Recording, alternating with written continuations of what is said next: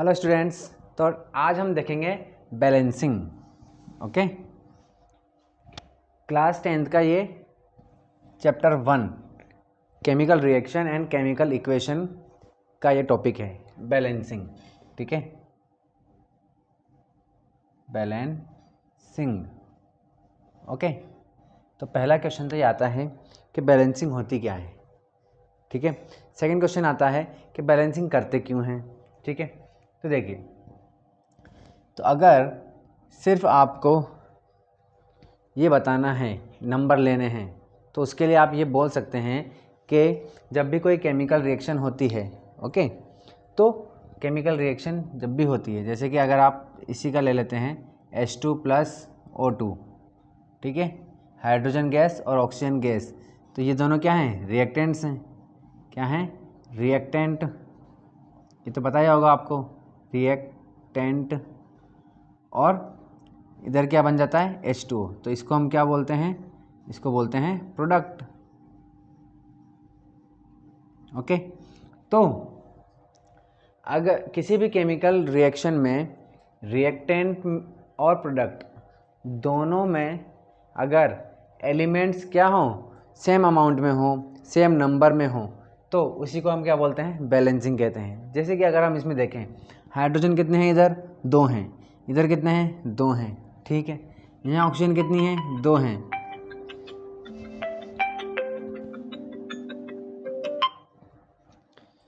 और यहाँ ऑक्सीजन कितनी है? यहाँ सिर्फ 1 है।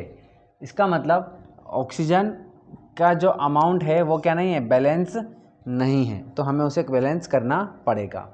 अब क्यों करना पड़ेगा भाई? हमको पता है कि हाइड्रोजन गैस और ऑक्सीजन गैस मिलकर के वाटर बनाता है। ठीक है, तो बन रहा है, तो क्यों करना है बैलेंस? ठीक है ना। चलिए, तो ये क्वेश्चन आता है, हमारे दिमाग में आता है मतलब। ठीक है, तो पहला क्वेश्चन तो ये हो गया कि बैलेंसिंग क्या होता है। तो बैलेंसिंग हमारे समझ में आ गया कि रिएक्टेंट और प्रोडक्ट में जो अमाउंट होता है किसका, या नंबर होते हैं एलिमेंट्स के, वो क्या होने चाहिए? सेम होने चाहिए। अगर सेम है तो उसी को हम क्या बोलते हैं? बैलेंसिंग कहते हैं। ठीक है, अब करते क्यों हैं बैलेंसिंग? तो बैलेंसिंग इसलिए करते हैं, है ना। तो अगर आपको सिर्फ नंबर लेने हैं तो आप बोल सकते हो कि law of conservation of mass, ठीक है, जो कि हम 9th क्लास में पढ़ते हैं कि किसी भी केमिकल रिएक्शन में जो मास है वो कंजर्व रहता है। कंजर्व का मतलब क्या है कि हाइड्रोजन, 2 हाइड्रोजन का मास कितना है, ऑक्सीजन का मास कितना है, या आप ये बोल दीजिए कि इसमें 2 हाइड्रोजन, 2 इधर हाइड्रोजन है और 2 इधर ऑक्सीजन है, तो प्रोडक्ट में भी उतने ही रहने चाहिए। ऐसा कभी भी नहीं होता कि इधर 2 हाइड्रोजन है, इधर 2 ऑक्सीजन है, तो प्रोडक्ट में 3 हाइड्रोजन बन जाए या 1 ही हाइड्रोजन रह जाए। ठीक है, ऐसा कभी नहीं होगा कि 2 ऑक्सीजन है तो इधर 1 ही ऑक्सीजन रह जाए, जैसे कि अभी लिख के रखा है हमने, या 3 ऑक्सीजन हो जाए, बढ़ जाएं, या कभी ऐसा भी नहीं होता कि कुछ नया सब्सटेंस बन जाए, जैसे कि मान लीजिए कि क्लोरीन गैस निकल गई, येलो। ठीक है ना। तो law of conservation of mass in a chemical reaction क्या कहता है कि कभी भी मास ना तो डिस्ट्रॉय होता है ना क्रिएट होता है। जितना रिएक्टेंट का होता है उतना ही मास प्रोडक्ट का होता है। ये वाली बात law of conservation of mass कहता है। बात समझ में आ गई? तो कभी भी ऐसा नहीं होगा कि जो रिएक्टेंट में है उसका कुछ एक्स्ट्रा हमें मिल जाए। तो जितना है और जो है वही हमें अलट पलट होकर के मिलता है। ठीक है, अलट पलट होने का मतलब क्या है? जैसे कि ये हाइड्रोजन गैस है, ये क्या काम आती है? ये खुद जलती है। ऑक्सीजन गैस क्या करती है? जलाती है। ठीक है, लेकिन पानी बन रहा है, पानी क्या करता है? बुझाता है।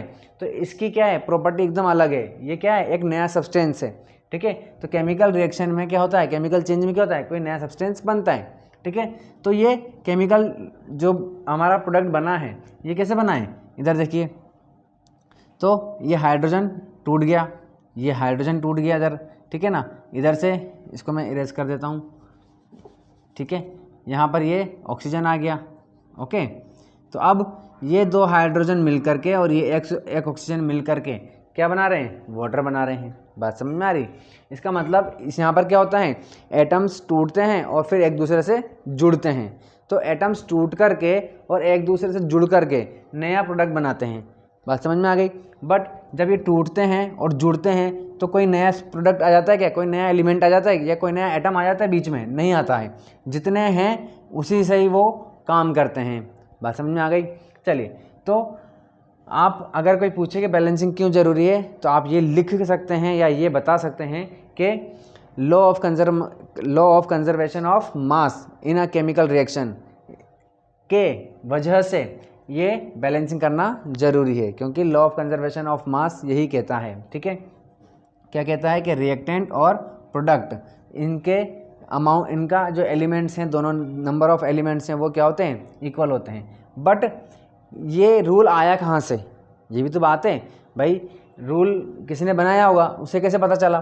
तो देखिए, पहले तो बात करते हैं कि नेचर है ना, दुनिया में ऐसा होता है, क्या होता है, और उसको क्या करा भाई। एक बात बताओ कि जब न्यूटन साहब ने बताया होगा कि ग्रेविटी, जब न्यूटन साहब ने ग्रेविटी को इंट्रोड्यूस किया दुनिया के सामने, तब ही ग्रेविटी आई थी क्या दुनिया में, नहीं ना।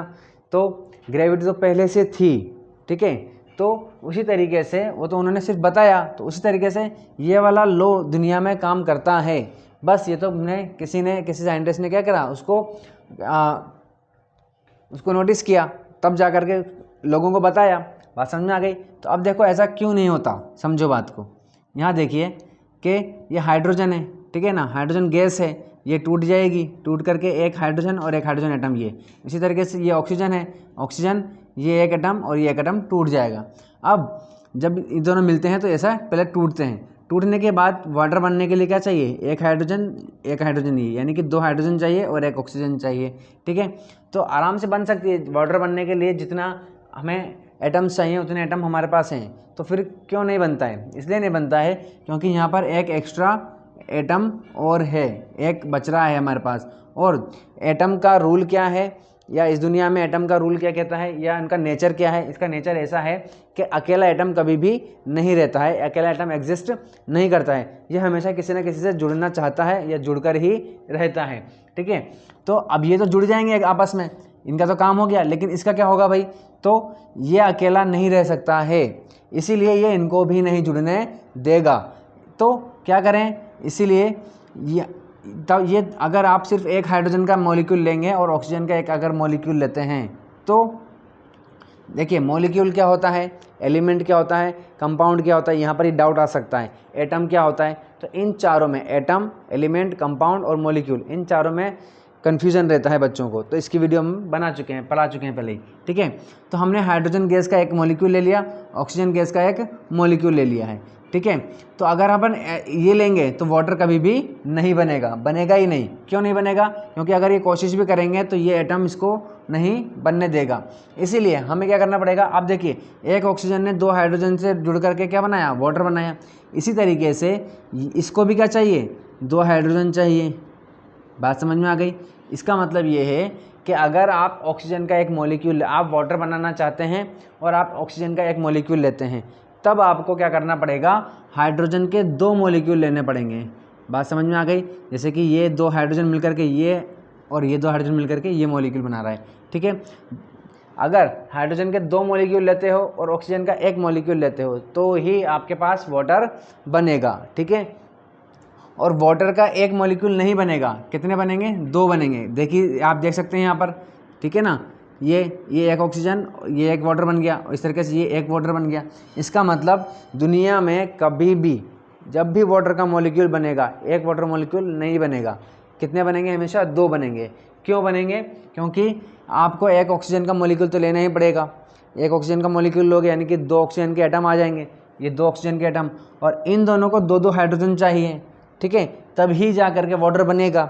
और जैसे ही वाटर बनेगा तो एक ऑक्सीजन ये और एक ऑक्सीजन ये 2 हाइड्रोजन से जुड़ जाएगा और ये भी 2 हाइड्रोजन से जुड़ेगा। ठीक है, तो इस तरीके से कितने वाटर मॉलिक्यूल बन जाएंगे, 2 वाटर मॉलिक्यूल बन जाएंगे। बात समझ में आ गई। तो दुनिया में जब भी वाटर मॉलिक्यूल बनेगा यानी कि 2 बनेंगे। आई बात समझ में। तो इसीलिए अब समझ रहे हो बात को। तो अब यहाँ पर देखिए कितने हो गए, ये 4 हाइड्रोजन हो गए और 2 ऑक्सीजन हो गए। तो यहाँ पर देखिए 2 2 जा 4 और ये ऑक्सीजन भी 2।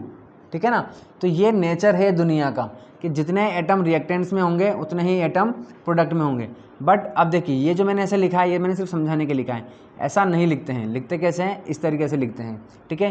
तो ये हो गया 2 हाइड्रोजन के मॉलिक्यूल और एक यहाँ पर लिखते नहीं है हम, ठीक है, एक यहाँ पर नहीं लिखा, इसका मतलब एक है, तो ये एक ऑक्सीजन का मॉलिक्यूल। अब जा करके ये क्या हो गए, बैलेंस हो गए, ठीक है। देख सकते हो 2 2 4 4 हाइड्रोजन है, तो 2 2 4 4 हाइड्रोजन, 2 ऑक्सीजन है, तो ये 2 ये ऑक्सीजन, क्योंकि ये जो सामने 2 लिखा हुआ है ये दोनों के लिए होता है, इसके लिए भी होता है और इसके लिए भी होता है। बात समझ में आ गई। तो बैलेंसिंग क्यों करते हैं, क्योंकि ये नेचर का ही रूल है। जब इसको नोटिस किया गया किसी साइंटिस्ट के द्वारा, तब जा करके उन्होंने ये रूल दिया था। क्या रूल दिया था, कंजर्वेशन ऑफ मास का इन अ केमिकल रिएक्शन, ठीक है। चलिए, इन अ केमिकल रिएक्शन बोलना जरूरी है, ठीक है। तो मेरे ख्याल से आपको बैलेंसिंग समझ में आ गया होगा कि बैलेंसिंग क्या होती है और बैलेंसिंग क्यों की जाती है।